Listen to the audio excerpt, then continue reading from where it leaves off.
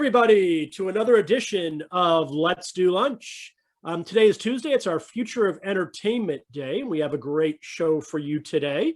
But first, let me invite everybody, ask everybody to please introduce yourselves in the chat. It's right on the bottom nav. And when you click it open, just like Jared did, hello, Jared, do what Jared did. Introduce yourself, say who you are, and you're welcome to drop in a link to your website or LinkedIn or whatever your favorite social channel is. When you make your introductions, though, also make sure to use the drop down that says all panelists and attendees so that everybody can see your intros and your comments in chat. If you have questions for the panel today, please put them in the Q&A area. Also on the bottom nav, you can see that just to the left of chat. And our fantastic moderator today will make sure to get to as many as he can. Okay, without further ado, let me introduce our speakers today. Sumit Parab is Head of Product, Digital Identity, and Commerce at Amdocs Media. Welcome, Sumit. Hey, Ned, pleasure to meet you. Great to have you on the show today. And our moderator, Colin Dixon, is Founder and Chief Analyst at Endscreen Media. Welcome, Colin. Thank you, Ned. Yeah, doing a little bit of a switch up here today. You're usually on Mondays, so I'm a little thrown off. So we're doing Tuesdays today, but we got a great session today. So thanks, Ned, for reminding everybody to please enter the questions in the Q&A window. If you enter them in the chat, I probably will not see them. And I got a feeling you're going to have some questions today because we're going to be talking about a really interesting topic. We're going to be talking about bundles with Sumit Parab. Sumit, so why don't you introduce yourself, tell us quickly what you do, and then we're going to dive into bundles. Sounds good. Hey, welcome everyone. I'm Sumit Parab. I'm the Head of Product for Vindicia MarketONE, based here in Toronto, and excited to be part of this chat. Yep. And I'm down here in very sunny Northern California today. So you're on the East Coast, I'm on the West Coast, and well, I guess it works long distance. Okay, so let's jump in. Tell us about what's happening in the industry of bundles, because this is very much a trend now. I have a feeling that we're going to see a lot more bundles of content going forward. It's one thing that in the industry that I think we have been expecting is consolidation, but one way around that consolidation is to just do bundles. So what's going on in the industry with bundles, Sumit? Sure. I mean, it's always good to take a step back and to think about, what's been happening. Like originally the bundles were there with ATV, right? You had all these channels being combined together. You had great selection, but also came at the lack of choice. It was pretty expensive. There's a lack of choice, and you saw the rise of OTTs. And basically what happened, everyone was buying a whole bunch of OTTs, pretty much getting content fatigue. And so you had things that came up like Roku, that came up with light bundling, the ability to kind of like put all the content in a single screen, kind of have content first, organized in a single place, but you still have to purchase the content separately. It was kind of like a light aggregator. You come up with things such as, heavier bundles like Amazon channels, where you have content, but you can purchase additional content. And again, that was great when you have like this closed ecosystem where you're just managing everything in one view. The other things that you start seeing happening is this concept of organic bundles, right? Apple One is a great example, a big behemoth that's taking all their services and combining it into one. So you'll get the TV, you'll get the music, you'll get the cloud storage, all combined into one. Again, they bundle everything together up to 6 products with you, and the main thing is the cost savings, right? You get all these products and your savings about 30 to 45% in terms of these bundles. And then you see what's happening with other players, right? They see that, hey, there's this big behemoth of Apple kind of bundling everything together. What else can be done? So you have like the Disney Plus bundles that are out there, combining content with Hulu and ESPN Plus, offering it at a discount. You also see things such as Spotify doing the same type of idea with their bundles that they do with Showtime and with Hulu, as well as experimenting with different things such as with Headspace as well, bundling together just to give a great compelling offer to the customer. So we also, there's one type of bundle that we didn't mention was what the pay TV operators are doing. They're getting into the bundling game as well, aren't they? Exactly. So they've seen that, if you can't bundle channels, let's actually do the whole concept of aggregation, right? So you'll see those examples with Verizon and offering 6 months free of Disney Plus, or you saw it before with T-Mobile and Quibi, or you've seen it with other players that are out there, AT&T with HBO Max. So those are kind of the bundles that you see trying to monetize off that OTT side of it, building on the content that they own, and kind of leveraging that kind of like that customer appeal to those brands to kind of create that stickiness to what they're already offering with the wireless and connectivity services. Right. Okay, so that's the bundling that we're seeing in the market. Let's talk about the value. What's the value? What are the main value propositions for consumers here? So on the consumer side, I'm thinking back to there was a study that came out from payments.com. Essentially, when you're looking at it, mostly like about 70%, would prefer a bundle if given the choice. The main things being, there's the value, you're saving money with it.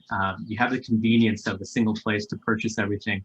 And you see that as more people buy these additional subscriptions, the higher the propensity to actually jump into a bundle. You see that customers with 6 or more subscription offerings, they're going to want, like 80% of them are going to want to have that everything bundled into a bundle offer. So you see that customers are looking for that price and that flexibility and choice to have those bundles to satisfy those needs.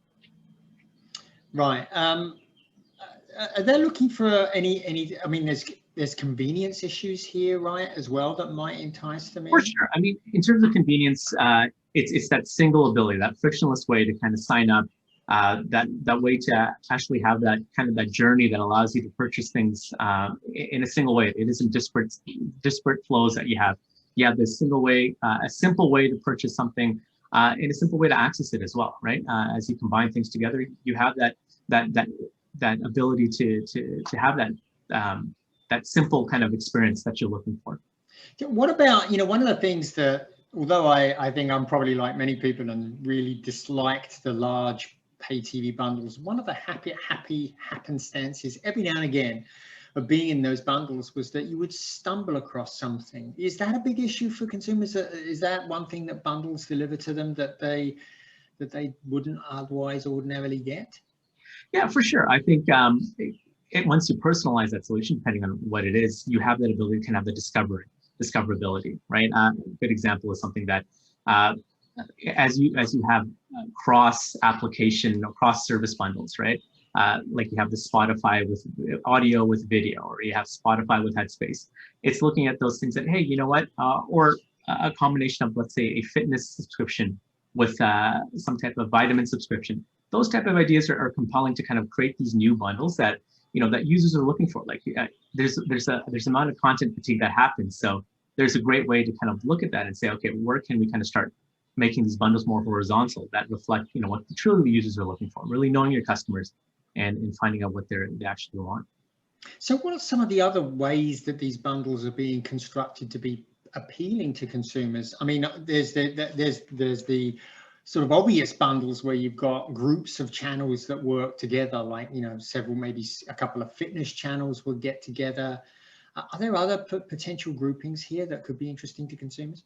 For sure. I think you look at if you go horizontal, like with fitness apps, you can look at a food service, right? Something with a box good where foods get delivered. Looking at more like the health conscious users. There's combinations of, let's say, gaming, or like I said before, with the music and video. Looking at something that makes sense for these users. Maybe there's a subscription to a magazine service that comes with the natural genre that you're a part of. So let's say it's comic books. Like if Marvel would make like a book subscription along with a video subscription, that would be compelling to users. Or like a Comic-Con subscription where you can subscribe to comic books and as well as conventions together. That's something that's out there as well to attract users, not really looking at a single vertical of just videos, but across the board. Yeah, I noticed for me, my Google subscription is a conglomeration of several things, which, although I didn't think some of them I really wanted, it turns out that actually they're pretty appealing. So I think with Google, think Google One, I get ad-free viewing on YouTube. I get YouTube Music. I get expanded storage space, and maybe there's a couple of other things which I'm not quite sure about. It turns out it's pretty effective. It's kept me paying my $10 a month for quite a while. For sure. I think customers are looking for that value to come in. And even with Apple One, same type of idea where they're taking all of their services, kind of putting them together in a package, along with the cost effectiveness, just kind of exposing them to other services that are there, and this keeping that value to get that additional monetization and that stickiness from your customers. Right. Okay. So, creating an appealing proposition to consumers is definitely an important reason why service providers might want to do this. But help us think through how service providers should consider participating in bundles, what they should be thinking about when they decide to do that, and how they should approach doing it. Great question. I think the best way to look at it is there's two examples I'd like to bring up. This concept of from Mark Thomason's called brand gravity, right? The idea about how big is your brand, and kind of like equating it to, let's say, kind of like planets, right? I know today's May 4th, so having that Star Wars kind of strong connection is kind of great. When you think about it, let's say you're a smaller brand and you're trying to increase your customer base, right? You want to find that anchor partner that's going to bring you additional customers, get the eyeballs, get the discovery to you. So that's one aspect of kind of going from a smaller player, a smaller brand gravity, to a larger one. On the flip side, there's the other side of it, which is the larger brand, right? That's looking to kind of maintain that compelling offer, finding these little services that people haven't discovered yet, and kind of combining it with the overall offer to keep them interested in paying and monetizing against that one service, right? Keeping it fresh for that service that's there. And the idea is that growth, right? At the end of the day, you want to keep on growing, grow your subscriber base, grow that monetization. And so that the whole concept of either you're the bundler, who's bundling all these other services, or you're the bundlee, being the service that's being bundled. Those are the two kind of aspects you're looking for. At the end of the day, you want to find that strategic partnership that's gonna defend you against like the Apple Ones, or like the things that the Disney Pluses are doing, to make sure that you have a compelling offer that, hey, this is something that's price sensitive, something that's giving me great quality, a great choice, to bundle it all together. I think Scott Galloway had it best with the Rundle, the whole concept of making the right decision in terms of how you bundle and making sure that it's strategic to make sure that you're getting that value out of what you're building.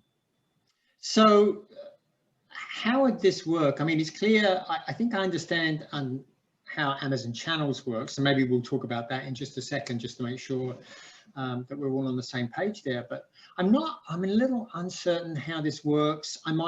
If I identify a strategic partner that I might want to create a bundle with, how do I go about executing on that? Do I have to handle payments for them? How does that work? Right. I mean, there are challenges, right? There are things that you need to put work into. And I think that's one of the things that's, keeping bundles at bay right now. Like when you think about it, there's the partner management side of it, right? How do you find and discover the right partner? What are the commercials that you need to come to terms with? How do you kind of figure out, what is that revenue share that happens with the bundles you're creating? And there's different aspects that you can have there, around either rev share or flat rate fees. It all depends how you want to bundle the two together. And then there's also how do you be agile in terms of that subscription price, right? How do you make sure that the price you're offering, you have the price sensitivity there? Is there a discount that you're looking to offer for that given bundle? Is there a way to actually provide a free trial for that? How do you combine that together? And there's also the service provisioning side, right? It's great if you have a single platform where everyone's putting in content, but how do you do it if it's a completely different app, which has a different journey altogether in terms of a sign up? So you need that way to either have that service provisioning, have some way to kind of let them know that, hey, this was bought as part of a bundle. How do I go ahead and set this user up with this service, this entitlement that they bought from me? And so there's different ways to do it. There's different examples when it comes to redemption. The greatest thing would be just you have a single sign-on, that you have a single identity. I can log in and get access to these services without having to create a new identity. But you get the need for services to maintain that user identity, right? Maintain that user for themselves. And so for those, if there's a clean way to pair them, you see a lot of that happening with what Disney's doing with with all the operators right now, where you can sign up and link the two together, or sign up with the operators in time together. So those things are there. You've seen that with HBO Max as well. So those are the abilities to kind of say, okay, I'm here to put an identity, figure out the entitlement, and go ahead with the user journey in the other app. The other benefit too is that if they happen to break away from the bundle, you still maintain that identity separately, and you can find another way to kind of get the entitlement for that user as well.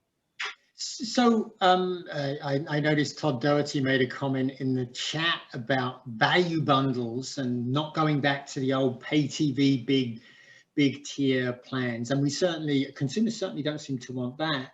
But this really poses a very difficult question for operators. It's balancing the expanded reach that a bundle potentially brings with how much of a discount, because you're going to have to offer a discount in the bundle for the bundle to be worthwhile, right? How do you sort of think through that equation? Well, I think, you know, a lot of it comes down to how you're able to get the intelligence in terms of what users are doing, right? What do they see? How compelling is that offer? And I think it's not just the price sensitivity, it's that choice and that freedom, right? You want to have that ability to say, if you are offering a lot of aggregation, how do I have the choice to say, this is the package or the bundles that I want to create without having that extra fat of different services that are in there, right? And so in that sense, you want to have that ability of both, you know, at some point, you know, I can increase the cost and have the marginal cost higher if I'm giving flexibility and choice. And so those are the two that you have to weigh against. And you need a way to make sure that you have the ability to kind of be agile in terms of either lowering the price or increasing that bundle and adding additional stuff in there. That's going to make, you know, add more value for the user at the end of the day. Right. So the bundle is a way of finding potentially finding an audience that you may not have found before, and or generate incremental relationships, which again, you may not have found otherwise. Exactly. Am I thinking about that right? You got it. You nailed it on the head. At the end of the day, that's what the services are there for, right? You want to increase the base, you want to increase your audience, you want that growth, and you want that ability just to kind of make it more compelling, build your brand, build the need to be a part of it. Like if you're part of a brand that's bringing you all these additional services that you're liking, and they're personalizing that service that it totally understands who you are as a customer, the more chance they're going to be sticking with you, the less likelihood they're going to churn and go away, because you know the customer and you know exactly what they need. So, you know, looking at a bundle with an affinity service, that's one approach. But then how do I think about who I pick to work with in my broader bundles, like the sort of bundling approach handled by Amazon channels or by a pay TV operator? How do I think through working with those guys? Well, I think the main thing is you want that ease of integration, right? One of the things that you need to look at is as a small player, you want to make sure you have the return of investment, right? You don't necessarily want to do something bespoke for a lot of different operators or aggregators. You really just want a single way to integrate so that you can leverage that across different partners. So ideally, you want to either build your integration that makes sense and it's something that you can easily be integrated with other players, or find a platform that allows you to kind of do that one type of initial setup into a platform and giving you access to multiple different abilities to bundle from there. Yeah, I mean, it seems like Amazon with 100 million US Prime members, I think that's right. I think it's 100 million US and like 200 million worldwide. That seems like a pretty appealing market. How about pay TV operators? Should I be working closely with them? Under what circumstances should I consider working with them? I mean, there's definitely the aspect of Amazon. You have a lot of users, but there's also different markets that you can break into where Amazon isn't there, right? The subscription, everything with Amazon deals with that subscription to Amazon Prime, and then you build on top of that. The ability to go into other markets, diverse markets where, let's say, Amazon doesn't have that penetration, you know, it's the operators that have that. Maybe they don't have credit cards in certain regions, so you want to find regions where you can increase your base by leveraging what the operator brings and the value that operator brings. And definitely, you're looking at more than millions and hundreds of millions across the world in terms of those connections with these different operators and telcos around the world. Yeah, I mean, it seems like though pay TV operators, I think penetration of pay TV now is well below penetration of SVOD. I think SVOD's now close to 80% in the US. Pay TV, traditional pay TV is hovering around 60%, I think, and if you add in the virtual MVPDs, that gets you up to about 70. But the biggest difference, I think, is in the length of time people spend viewing with their pay TV operator. They spend so much time on that box. And isn't that audience sort of the laggard, the people that aren't doing a tremendous amount of streaming? Does that give me is that another aspect that I should be concerned about? Well, the way I look at it is, there's a lot more content that's out there. You're seeing this even with the Oscars that are happening. A lot of these prize-winning features are coming from, let's say, the Netflixes that are out there. So people are getting accustomed to this concept of, getting stuff over the top, this OTT concept of it. So, as a pay TV user, yeah, definitely, you're seeing a decline in that. But what you're not seeing a decline in is connectivity users. Everyone still needs an internet connection. Everyone still needs that wireless connection. So, taking the focus away from just the pay TV kind of bundling and looking at how do I make these bundles now with my connectivity is something that, you would look at. And, if you can create compelling offers with just connectivity, you're opening up to a whole new base. And even for the operators, taking away from that aspect of just being the pay TV users, get them from another angle where, hey, you sign up to this broadband and get these set of streaming services for free. Because at the end of the day, internet's not going anywhere. That's still gonna be around. Cord cutting might be there, but you're still gonna need that connectivity. So it sounds like an operator like Comcast is particularly attractive because they bring you both, right? They've got Comcast, Xfinity TV, and they also have Flex, which is their broadband box, which they're giving to everybody that signs up for broadband with their service. They're kind of ideal because they give you both worlds, right? Exactly. I mean, it's there, and I think it's a great way to partner and bundle. You see a lot of that happening in the industry right now with these dongles that come with the connectivity to attach your streaming services. I think the natural progression will be similar to what you saw with the Roku side. You make it easy to connect all these services and then make it a payment channel as well to actually purchase those services. And that's something as an OTT you should look out for, and not only focus on the cable side. Look at the different ways to actually access that content too, right? Be it your cell phone or from your tablets on your wireless devices. With COVID, everyone is kind of glued into their houses in front of the TV, but post COVID, when people are on the move or people on the go, you want to also capture that audience from there as well.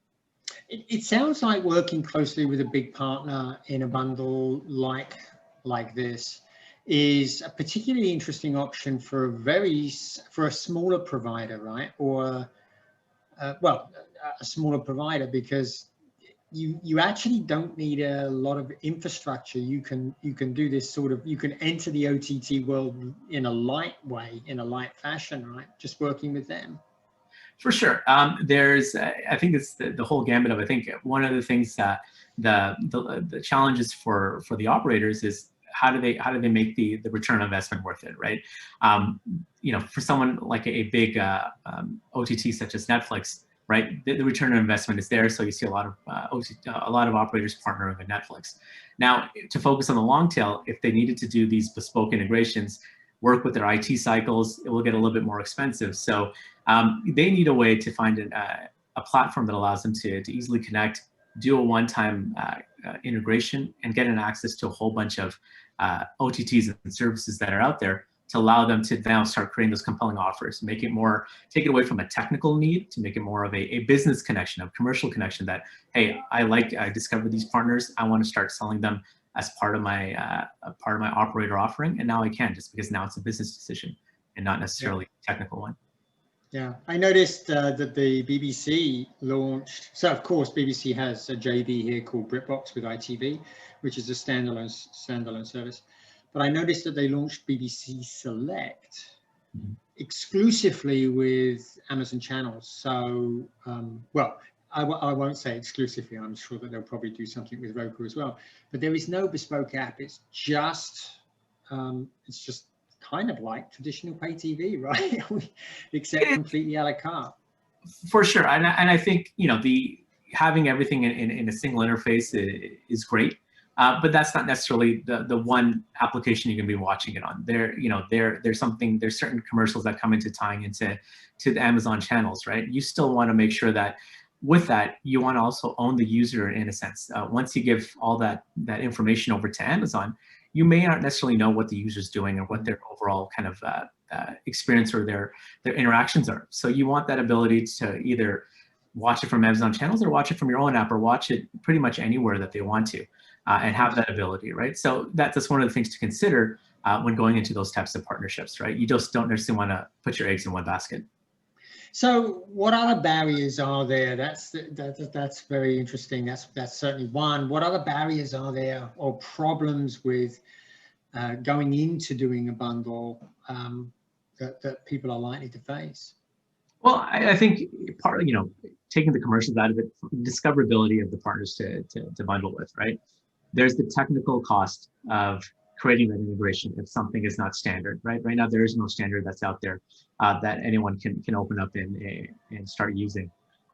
With that, how do you make something that you can reuse? A lot of these smaller players, they don't have the ability to invest in a shotgun approach to integrating with everyone, right? So they need a single way to do it, see that return on investment, and then you want that ability to fail fast, right? You don't necessarily want to create a bundle and then see that it's not working. You want that ability to then change it, create another bundle out of it, and find another partner that might make sense. And you might find that in different regions, there's different partners that you want to create.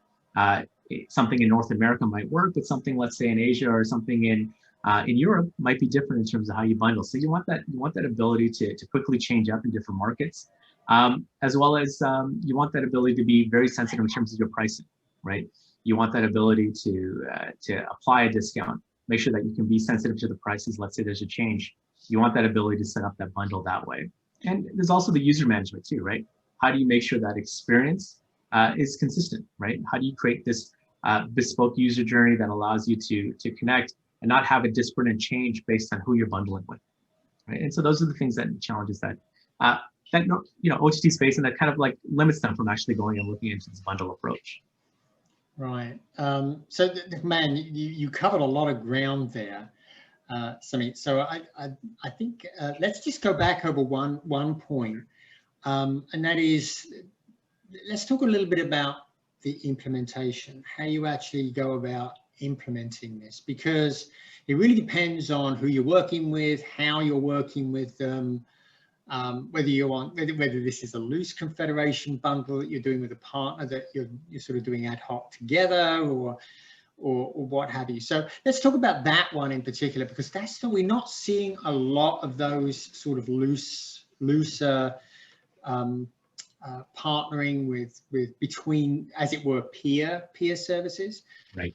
You're right. Like, I mean, what you're seeing is like really the big ones out there are the Disney bundles, right? Where they're doing the ESPN as well as the Hulu, or the Spotify and the Hulu. I think one of the challenges, what's that integration look like? How do you make sure that when you build it out, it makes sense, right? It's a flow that's simple for users to adapt to and use.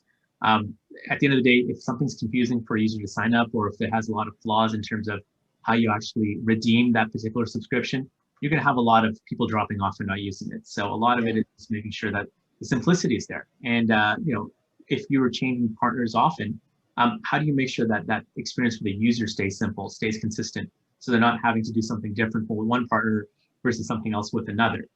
You want to give that user that ability to quickly establish that redemption and that enrollment into that given subscription that you might have.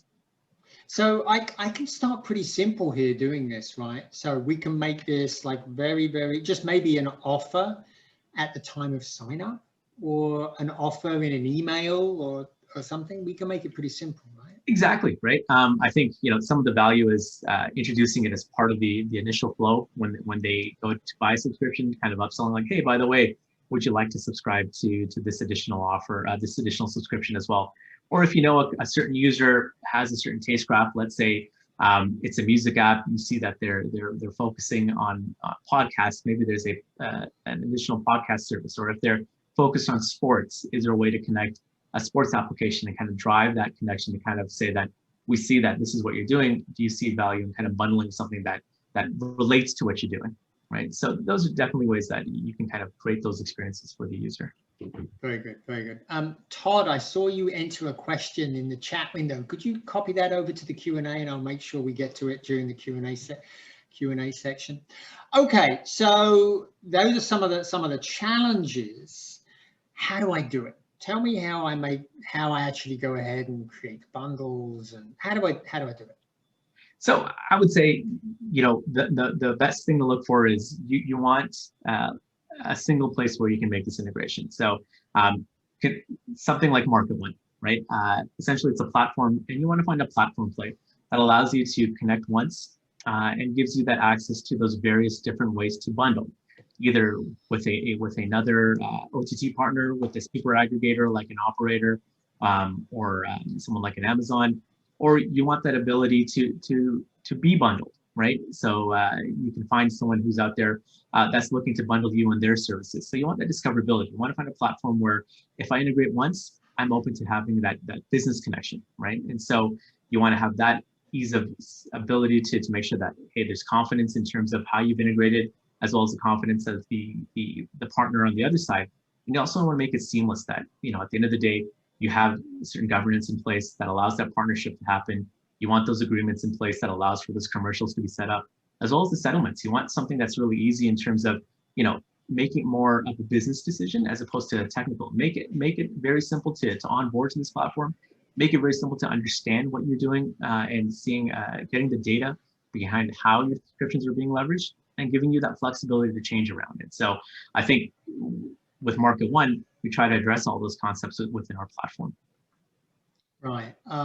You mentioned the data aspect. This seems like a particularly interesting area, right? Because, as you say, some platforms very data poor, other platforms very data rich. Does that give you?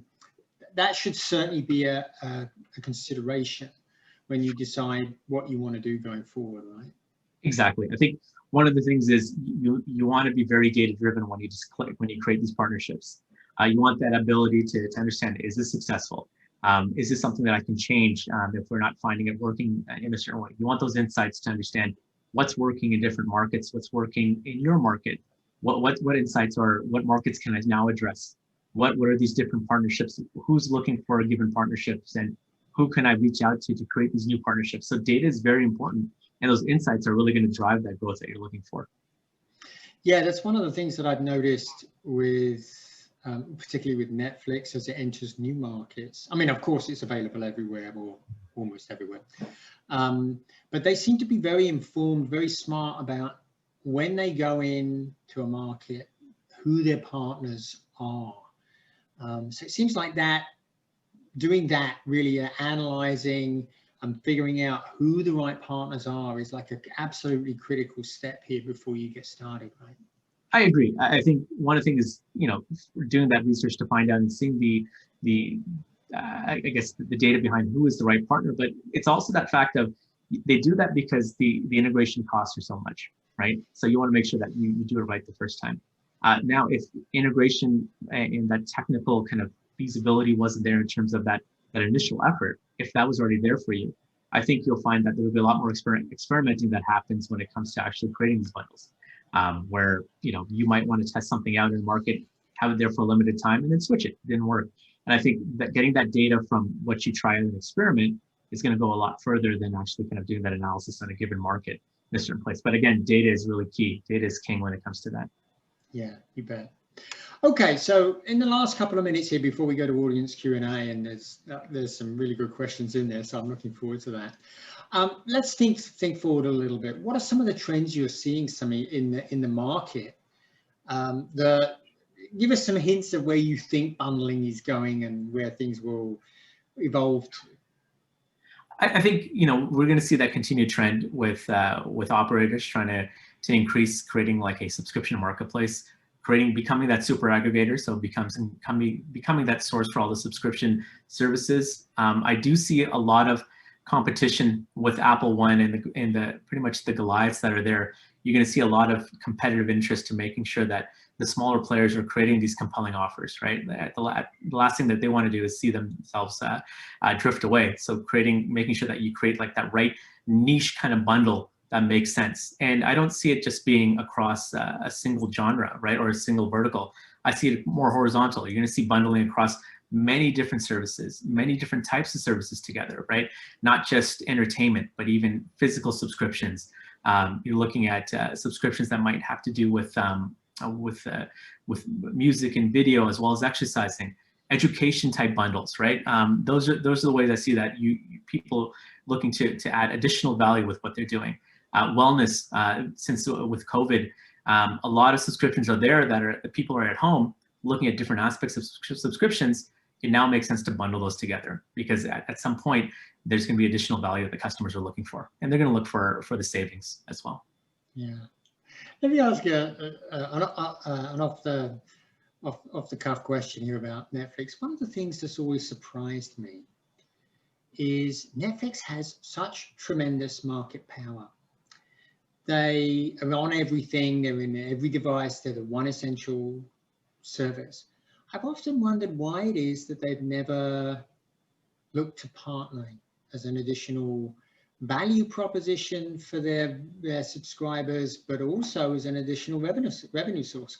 Couldn't this be an interesting sideline for Netflix? Well, it would be, definitely. I think their focus right now is growth, and they're looking at the operators, right? They've decided that their partnerships are going to be with the operators that are out there. So I think their main thing is let's work with the telco operators, let's work with the cable operators and get their product there. Definitely when they reach that cusp, I can see it. It all depends on their strategy, right? They're very content focused, right? A lot of Netflix, a lot of that they spend on is creating their own content, and they have a lot of data there. So I think the fact of giving away that user data or that viewership to somebody else and not really collecting it is going to be something that they really want to hold close to themselves. So I kind of see that as maybe that's some of the things that are holding Netflix back. But yeah, it'd be great to see bundles with Netflix and other services in the near future, if that's something. Yeah, I mean, the way Disney has done this through Hulu, well, as with Hulu as one of the access points, just seems like a very, very savvy way to go about it. It just seems like it's a great opportunity for Netflix as well. Anyway, let's go to audience Q&A. So Laura, can we put the poll up while we address the questions? There's the poll.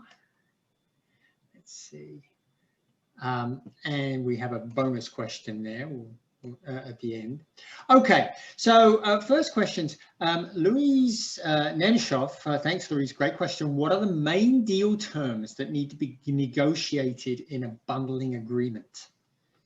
So that's a good one. I think in a bundle, there's a couple things you want to look at. You want to look at what's the settlement rules, right? How do you settle on this, right? Is it a revenue share? Is it based on the bundle, or is it a flat rate that you're looking for in terms of a payout if you're the one being bundled? There's also SLAs that you want to look at, right? You want to look at, okay, what is the assurance of operation quality that this bundle is going to bring for me, right? This partner. You don't necessarily want to bundle with someone whose service goes down, right?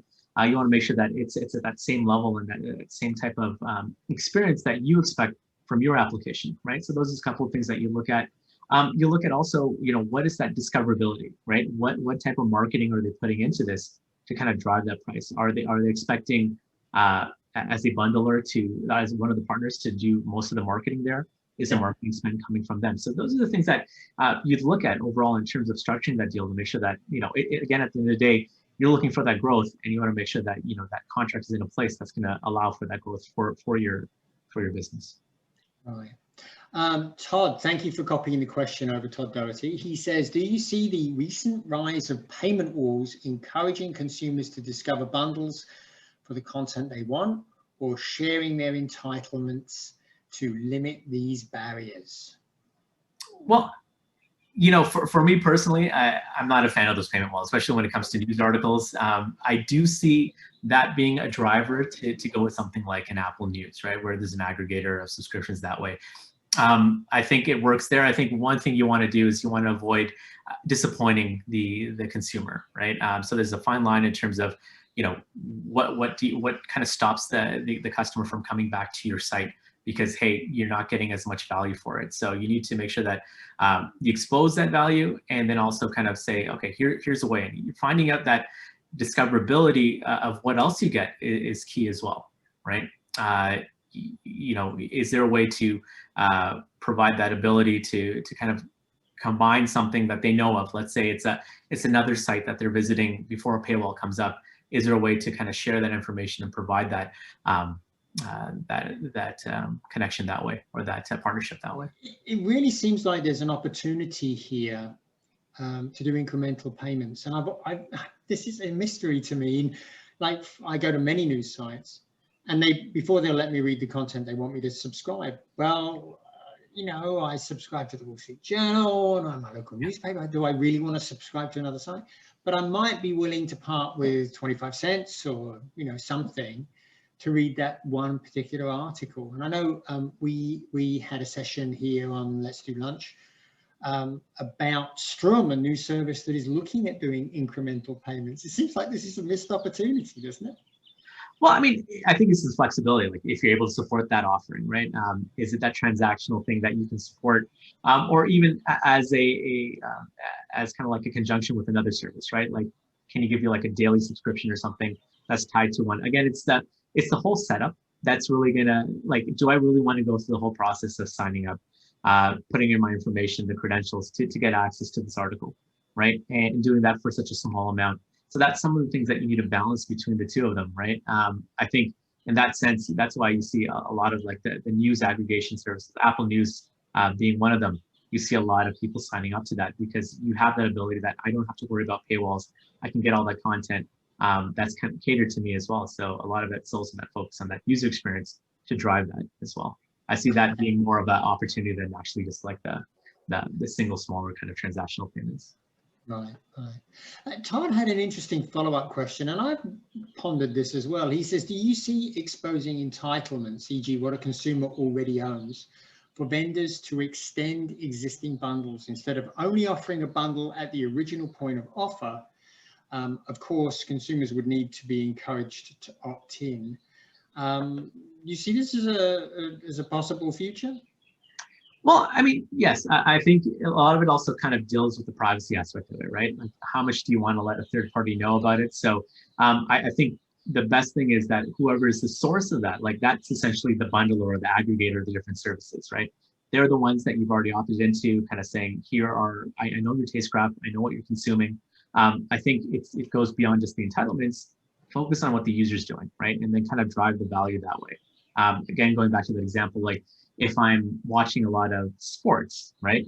Maybe a sports podcast or maybe a sports newspaper subscription makes sense, or maybe a subscription to a particular sports team will be something that I'm looking at. But that's something I would say you want to make sure that you're not sharing that data. You don't want to feel like you're giving away that data. It's that whole thing that's happening with cookies and privacy and that advertising, that everyone kind of sharing their data. You want to make sure that it's controlled. You're providing a reason of why you're collecting that information, what you're going to do with them, and giving the users that option to opt out if they wanted to. Privacy is a big thing, and you want to make sure that you manage that without it becoming something that's a defector for your service. Right, right. Okay, that's great. So we're just about out of time, so I think we should probably take a look at the poll results here.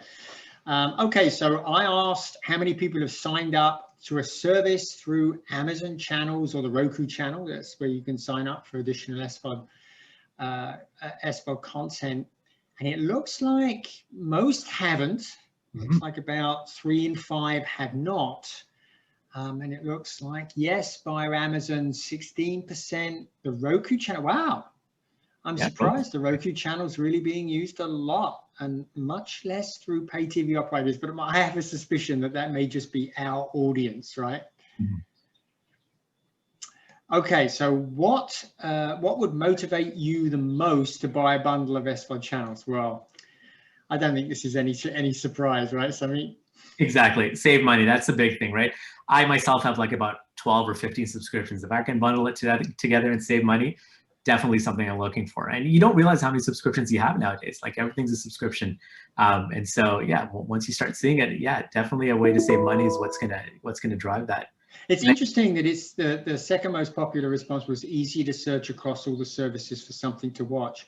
That certainly is a big concern for me. Although I have to say that new platforms like I find Google TV on the new Chromecast does a really excellent job at recommending, although there are some big holes, like it doesn't recommend Roku, Netflix originals, which I think is odd. The voice search on Roku and Google and Apple, those seem to do a pretty good job, at least with the major services, right? For sure. I think that makes complete sense. Like if you're in a lean back watching your TV, you don't necessarily want to go to a separate app, search for content. I think it's a great way to find things that you're watching. But yeah, I think, you see that with Apple TV, the actual box, the Google TV. If it's easy for me to find my content, that's the main thing that I want to do. It covers things that are going to be relevant to me across multiple applications. Yeah. And it looks like I proposed 4 different types of bundles: services by genre, adjacently related, like horse and country and outside TV, general, and niche. General's the big winner.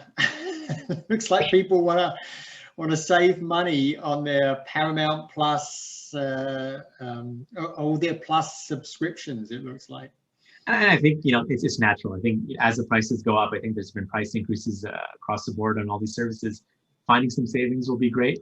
I'm thinking in the future, once you reach that plateau of all the different, there's going to be a couple of winners when it comes to the general entertainment. And then there's going to be content fatigue, or there's going to be something else that you're going to look for. And I think that's when we're going to see that kind of rise in the additional bundling that we'll be talking about. Yeah. Oh, and it looks like we have a Game of Thrones audience. More than half of the audience say that they're at least going to give it a try. Wow, a quarter are counting down the days, I'm afraid. Where do you sit in that, Sumit? I was a big fan. I wasn't a fan of the last season, so hopefully there's some redemption that happens with the prequel. It's funny. I see that 32% are saying that Game of Thrones is lame. I guess they're more Star Wars. They're more of a Star Wars audience than they're a Game of Thrones, I guess. Well, I'm afraid I would be in that latter category. I'm not a huge Star Wars fan. Big Star Trek fan, though. Big Star Trek. All right, Sumit, this has been fascinating. Thank you so much for spending time with us. Been a fascinating conversation. Great, it has been, Colin. Thank you so much. And Ned, back to you. Thank you, Colin. Thank you, Sumit. Really appreciate the discussion today. Enjoyed the topic quite a bit. So folks, just a note that we will be off tomorrow. Our team is getting ready for the LA Games Conference, which is coming up May 10th through 12th. So if you haven't checked that out, it's lagamesconference.com. We will be back Thursday with the Rights Tech Roundtable. So join us Thursday at noon Pacific. All right, everybody. Have a great day. Thanks again, Sumit. Thanks, Colin. Thanks, Vindicia. Have a good one. Bye. Yep. Yeah.